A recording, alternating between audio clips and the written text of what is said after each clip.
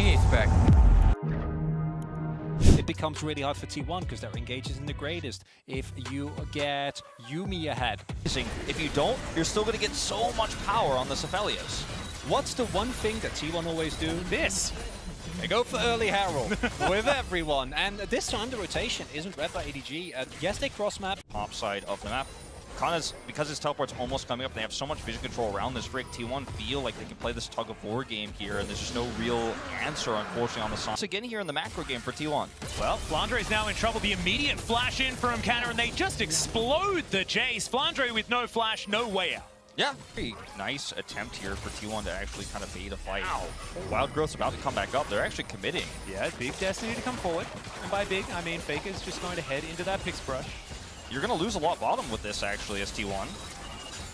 Trading a turret maybe for Shirley as Gumayushi just trying to bully his way back towards this mid lane. Clears out the minion wave.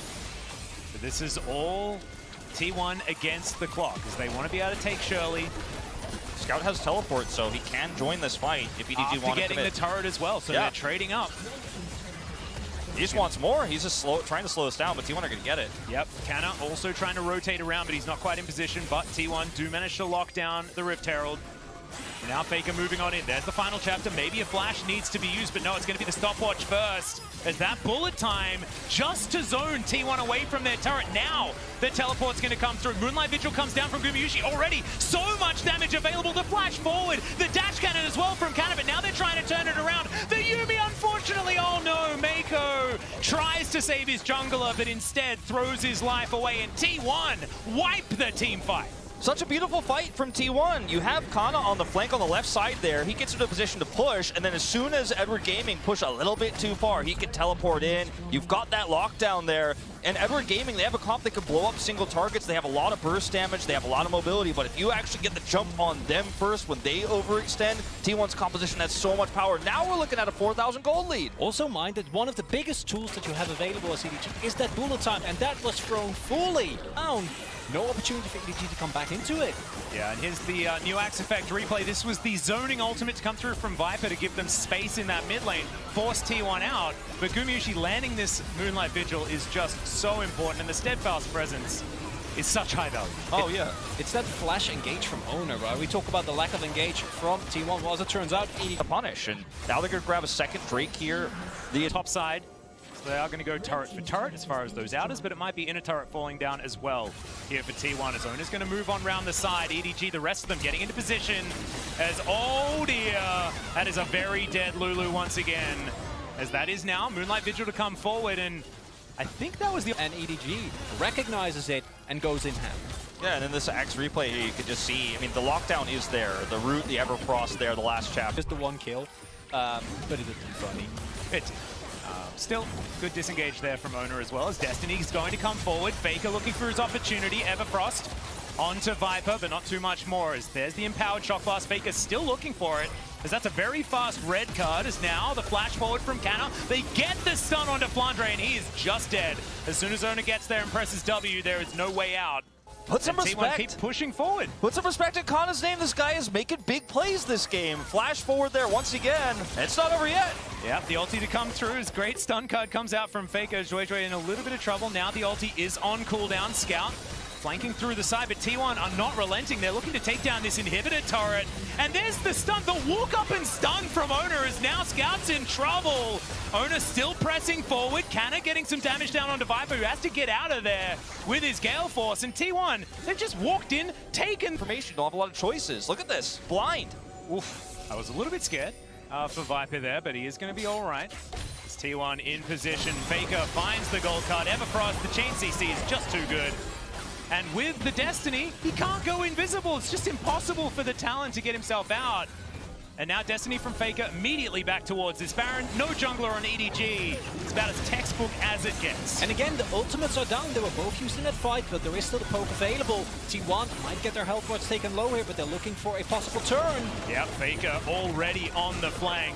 Looking for Flandre. Control board goes down, is now Flandre in trouble once again. Owner is going to get on forward. He takes a lot of damage, but he's going to be absolutely fine. Once again, Canna finding everyone with his ultimate, the Realm Warp. Fortunately, 5th game as well. The curse! The 5th game curse! More than 5. No one else has been that unlucky this world, have they? As we're going to see it again, and you can see just, you can't press R and be okay. And I think we're starting to see, for the first time with EDG here, this is the heroic play from Faker where he's able to catch Flandre. They have that chain CC.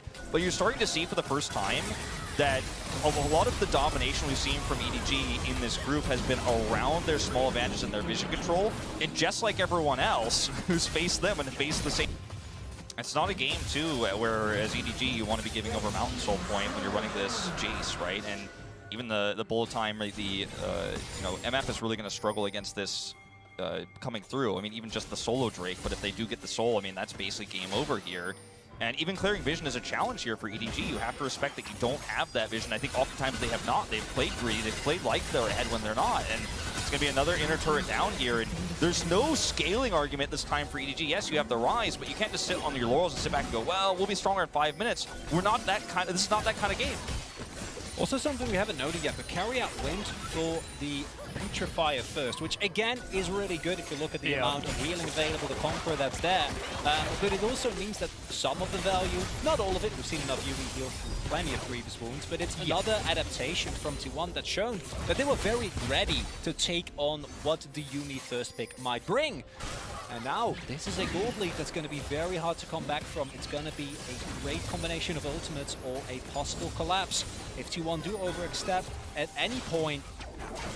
Yeah, this inhibitor taking a little bit of damage, but Canna on the bottom side as well. He's going to remove the second inhibitor turret of the game, as that's the flash forward. He doesn't care about the exhaust. Canna 1 versus 2. He's got the best item in the game, so he'll be absolutely fine. Scout as well is going to go golden, but the situation's far more dire for him as Faker will lock down the rise. A Destiny comes in a little bit mistimed on that rake, but T1 are going to push forward. Nexus turrets now fall, and they'll tie up their scoreline here at Worlds Groups with EDG. The Nexus is the focus. They're not worried about any of the funny business, but they will grab a couple of extra kills before they tie this one up. And you can see a bit of a wry grin on Faker's face as he takes down the Nexus. I mean, this means now that if T1 and EDG both win their final games of the group, we will have a tiebreaker for first place here, and that is going to be very exciting to watch. We basically get a best of 3 here in this group stage, assuming those 2 wins go through, which is the prediction right now of both these teams advancing from the group. Also makes these games for spoiler so much more exciting.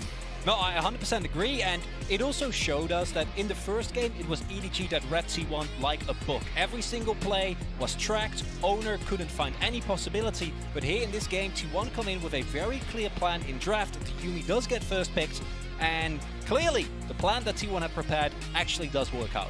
Yeah, the Poppy was fantastic. I think the fact that